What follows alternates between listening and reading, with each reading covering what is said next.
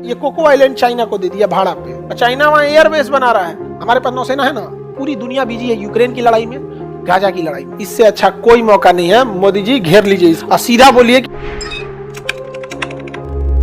अंडमान में देखिएगा सबसे ऊपर जाके तो कोको आइलैंड मिलेगा। कोको आइलैंड मिला, कोको द्वीप समूह। वो भारत का था, जवाहरलाल नेहरू ने म्यांमार को दे दिया। हाँ, भारत का था, जवाहरलाल नेहरू ने किसे दे दिया? म्यांमार को दे दिया। ये कोको आइलैंड मिल गया। कोको आइलैंड, कोको आइलैंड कहेगा। कोकोस आइलैंड किसका है? ऑस्ट्रेलिया का। सुनिएगा ध्यान से, हम कोकोस बोले हैं, कोकोस, कोको नहीं बोले हैं, कोकोस। तो अभी ऑस्ट्रेलिया का है कोकोस आइलैंड, इसलिए आप ध्यान से समझिएगा हम जो पूछेंगे उस चीज को। कोको कहेगा तो म्यांमार का, म्यांमार का।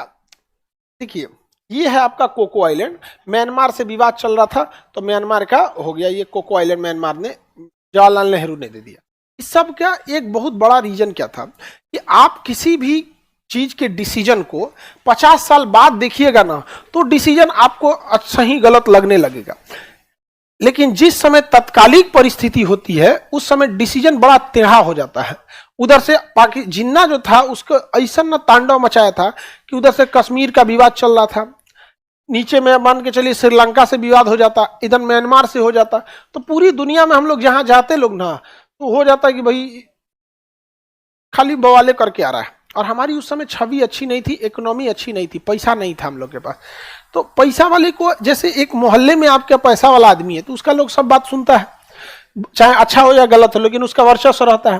तो ये देश पे भी लागू होता है। जो व्यक्ति पे लागू होता है नियम वो देश पे भी लागू होता है। कितना थेथर है, पैसा वाला है, लोग उसके पास जाते हैं। अमेरिका लाख पता है कि मार रहा है, धाए उड़ा के रख दिया, अफगानिस्तान ले गया, इराक ले गया, सब ले गया, सबको पता है, लेकिन उसके पास जाना पड़ता है, मजबूरी है। तो जो एक व्यक्ति पे लागू होता है वो देश पे भी लागू होता है। तो जवाहरलाल नेहरू ने तो दे दिया। यहाँ पर गलती किया उन्होंने, उस समय उन्होंने देने के टाइम लिख देते कि भारत के कभी भी मित्र शत्रु राष्ट्र का प्रयोग करने नहीं देंगे। अब म्यांमार में जब शासन हुआ तो म्यांमार में चाइना ने क्या किया, पैसा देके वहां के सैनिक को कहा कि तुम सैनिक शासन ला दो। क्या ला दो? सैनिक। जैसे सैनिक शासन आया वहां पे कम्युनिस्ट शासन, दोनों मिलता जुलता है, चुनाव दोनों में नहीं होता है, ना कम्युनिस्ट में होता है ना सैनिक में होता है। अब यहाँ पे ये म्यांमार का झुकाव किसकी ओर हो गया? चाइना की ओर। और अभी बहुत मुशक्कत से वहां पर आंग सांग सू की सरकार आई थी। तो आंग सांग सू की सरकार को वहां का सेनापति क्या कर दिया, कू करके हटा दिया। कू, सैनिक तख्ता पलट को कू कहा जाता है अंग्रेजी में, हटा दिया और सत्ता ले लिया कौन? सैनिक शासन। अब वहां पर इतना बवाल मचवा रहा है चाइना, क्योंकि उसे पता है कि जो सेना में सत्ता में बैठा है उसको किसी चीज की कमी नहीं है, देश गया भाड़ में। अब हम लोग का यहाँ पे जितना प्रोजेक्ट था, हाईवे प्रोजेक्ट, सितवे प्रोजेक्ट, सब ठंडे बस्ते में पड़ गया। अब भारत सरकार को चाहिए कि वहां पे तो कोई चुनी हुई सरकार है नहीं। और म्यांमार ने क्या किया, ये कोको आइलैंड चाइना को दे दिया भाड़ा पे। इसको विशुद्ध हरामीपन कहते हैं। समझ में आया कि नहीं आया? गलत किया कि नहीं किया? हम लोग को क्या करना चाहिए? अभी तो वहां सेना का शासन है, पूरी जनता सड़क पे टैंक घूम रही है, सड़क पे टैंक घूम रही है, वहां से टैंक से लोग को मारा जा रहा है, वहां पे कोई आवाज उठाने वाला नहीं है। समझ में आया कि नहीं गया? और हमारा यहाँ पे बॉर्डर एकदम स्ट्रिक्टली बंद है, कोई नहीं आ सकता है म्यांमार में। फिलहाल में म्यांमार में कोई अस्थायी शासन है? जो चुनी हुई सरकार थी जेल में चल गई। अब जो चुनी हुई सरकार थी आंग सांग सू की वो भारत के फेवर में थी, चाइना ने तख्ता पलट कर आगे जेल करा दिया। हमारे पास नौसेना है ना। पूरी दुनिया बिजी है यूक्रेन की लड़ाई में, गाजा की लड़ाई में, इजराइल में। चाइना बिजी है ताइवान में, चाइना बिजी है।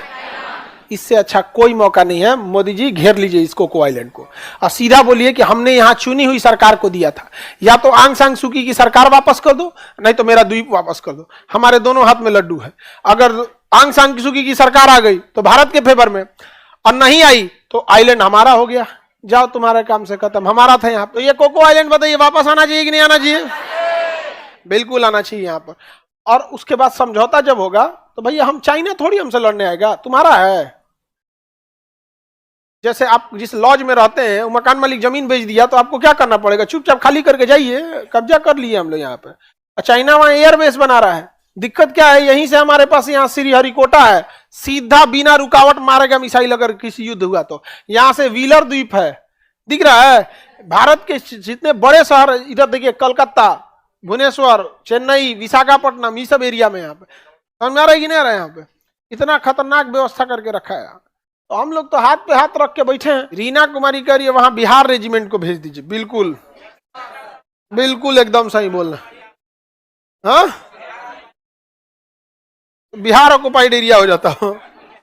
हाँ, अब वहां चल जाता सर जमीन के खरीद बिक्री वाला, एक के जमीन में 5 बार बेच देता। पागल हो जाता है, यूएनओ देख के पागल हो जाता है, कौन बेचा रही इसको, एक के जमीन में बिहार में 5 बार बेच देता है सब। नहीं समझ आ गया। और उसके बादो दाम लगाता है सब, जमीन बिक्री का है। अरे यार 5 बार बेच चुका है, उसके बादो कहता है तो जमीन क्या है, बिक्री का है। हाँ, सब चीज यहाँ पे पागल हो जाता है यूएनओ, फाइलें पलटते रह जाता है, कौन किया रही कांड को।